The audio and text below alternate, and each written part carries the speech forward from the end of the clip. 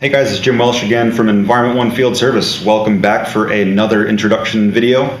This specifically is going to be the T260 time-based alternating alarm panel and introduction.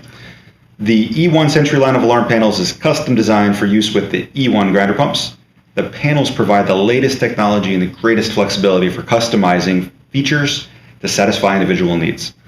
E1 Sentry panels are supplied with audible and visual alarms. Again, red alarm lamp at the top, and our silence switch and buzzer at the bottom. They are easily installed in accordance with all relevant national and local codes, and the standard panels are approved by all UL, CSA, CE, and NSF regulations to ensure high quality and safety.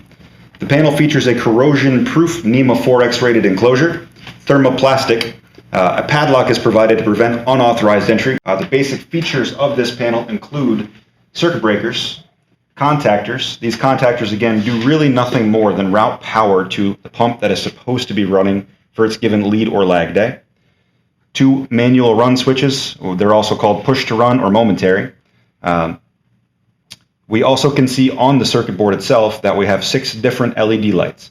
The 2 green lights at the top are run indicator LEDs. So again, if a pump is running, the appropriate green run indicator LED will light, letting you know which pump is actually active.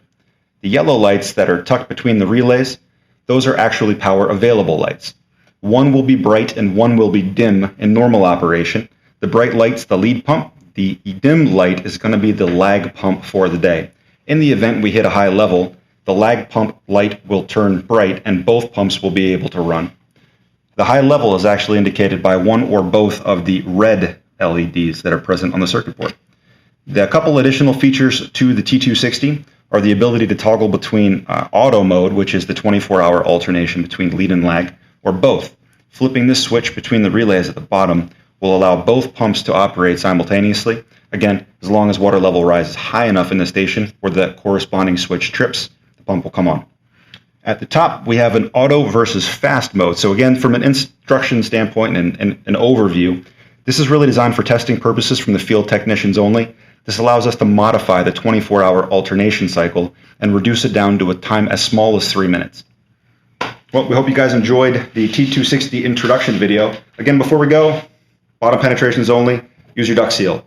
Catch us on social media, Instagram, Facebook, Twitter. Find us on E1, and we look forward to you guys tuning in to more of our videos. Thanks again.